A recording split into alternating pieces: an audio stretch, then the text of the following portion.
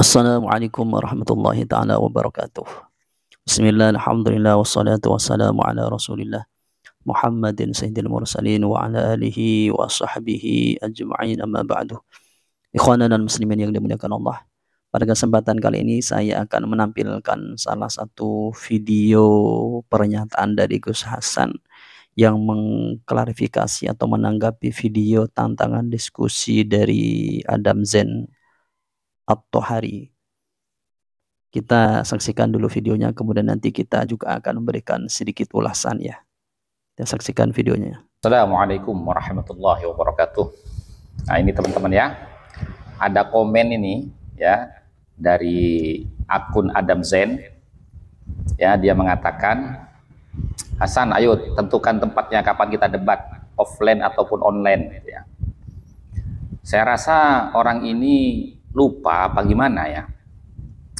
Bukankah waktu itu kamu itu menantang debat secara offline ya, kemudian disanggupi oleh teman-teman, bahkan teman-teman itu ya mau menjamin transportasi kamu untuk mendatangi di mana tempat debat itu yang sudah disepakati bersama.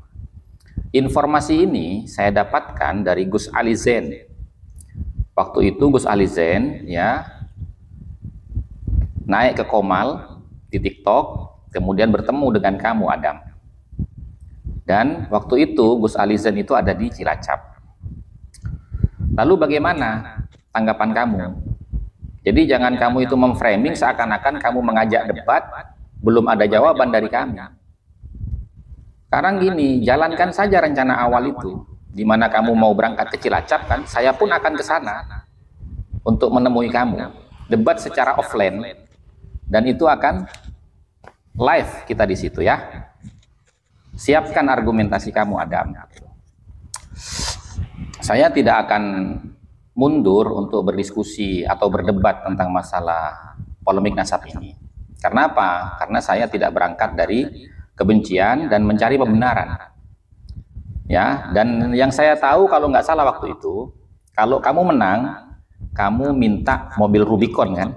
Nah, kemudian saya bilang sama Gus Ali Zen, kalau memang dia menang, ya udah kasih aja mobil itu, kita patungan bareng-bareng. Tapi kalau kamu kalah, sanggup nggak kamu meminta surat pernyataan dari Robito Alawiyah bahwasanya nasab mereka itu secara kajian pustaka disiplin ilmu nasab tidak bersambung kepada Nabi? Berani enggak? Jangan cuman keluar-keluar di medsos gitu loh ya. Kamu ini kan orang baru. Saya itu sudah banyak berdiskusi dengan siapapun, termasuk dengan Ustadz Idrus Romli ya, dengan Rumel Abbas, banyak. Kalau kamu ini orang baru gitu loh. Tapi saya hargai keinginan kamu untuk berdiskusi dengan saya. Saya tunggu di Cilacap ya. Assalamualaikum warahmatullahi wabarakatuh. Dari video tersebut ya, kita mengetahui atau kita menyimak tanggapan dari Gus Hasan tentang masalah tantangan diskusi yang diajukan oleh Adam Zen atau Hari ini.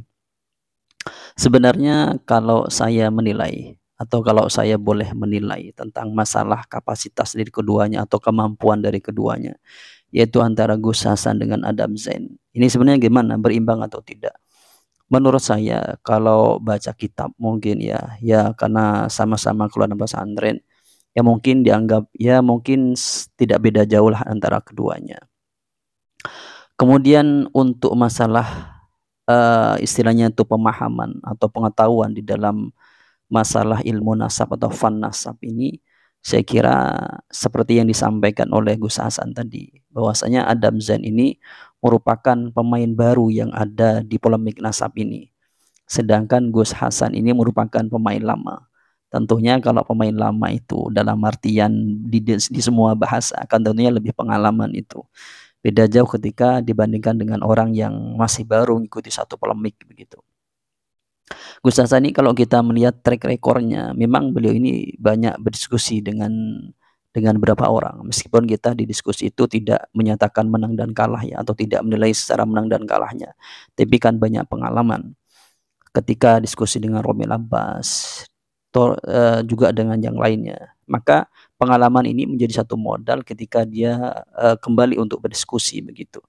Sedangkan Adam Zain itu saya kira belum ada track record atau ada istilahnya jejak digitalnya itu melakukan diskusi nasab dengan seseorang begitu, tidak ada. Saya juga pernah bertemu dengan Adam Zain ini atau yang disebut sebagai Gus Adam Zain ini, pernah bertemu, tapi tidak berdiskusi tentang masalah nasab. Karena menurut pandangan saya, beliau ini ketika Adam Zain ini ketika dia di komarnya, ketika dia memberikan satu narasi, tidak pernah membacakan satu ibarat hujahnya di sebagai landasan pemikirannya itu tidak ada, cuman bernarasi saja begitu. Yang saya lihat begitu beberapa kali di dalam komarnya ketika dia istilahnya itu memojokkan teman-teman yang membela tesis begitu bahasanya. Tapi di luar itu saya sangat setuju dengan bahasa yang disampaikan oleh Gus Hasan ini. Kalau berdiskusi ya diskusi saja, ya ketemu di Cilacap ya.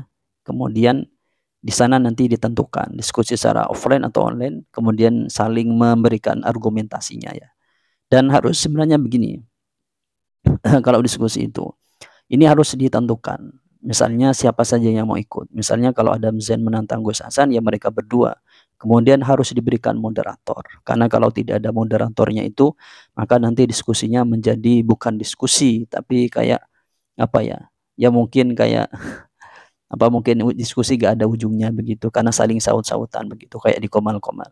Nanti ada moderatornya, ya mungkin tentunya akan disediakan moderator gitu. Dan moderator ini yang memang bahasanya pertama kalau menurut saya dari beberapa syarat menurut saya diantaranya adalah harus netral. Kemudian netral dalam artian memberikan kesempatan kalau 5 menit dari masing-masing kubu begitu. Kemudian kedua, moderatornya juga harus paham tentang masalah ilmu nasab ini atau juga mengikuti polemik ini biar nanti tahu arahnya seperti apa.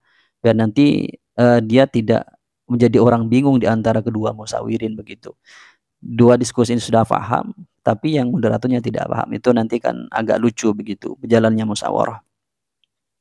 Ketika ini sudah berjalan, menurut saya sangat bagus sekali. Dan adanya polemik ini, yaitu semakin ke sini teman-teman sudah makin dewasa. Dan ada pemain-pemain baru sebenarnya yang tidak dewasa di dalam menyikapi polemik ini, yang seakan-akan orang-orang yang ada di polemik ini harus ikut pada pemikirannya mereka, membela salah satu kelompok begitu. Itu kurang bagus. Kita memang kita ngikuti aja polemik ini, memang harus menerima perbedaan. Dari teman-teman yang ikut tesis sebenarnya berapa pernyataan itu bermacam-macam pernyataan. Ada yang sebenarnya tidak ikut keimanan, tapi ikut dalam artian ya kebetulan beliau saja menjadi pemantiknya dan lain sebagainya bahasanya begitu. Yang sebenarnya yang ditanyakan oleh mereka ini menanyakan bukti begitu sebenarnya ya, bukti dari keberadaannya begitu ya. Misalnya keberadaannya namanya si A misalnya, itu yang diminta oleh teman-teman sebenarnya, bukan yang lainnya seperti itu. Ya pesan saya, polemik ini akan terus berjalan sebenarnya. Maka kita ini dituntut untuk dewasa di dalam perbedaan ini agar tidak menjadi satu mungkin perpecah belahan di masyarakat kita. Kalau orang-orang yang mungkin beberapa oknum ya yang melakukan misalnya caci maki, ya itu sebenarnya perlu kita nasihati dan tidak perlu kita menghiraukan mereka. Ya mungkin itu yang dapat kami sampaikan dari kami, kurang lebihnya assalamualaikum warahmatullahi taala wabarakatuh.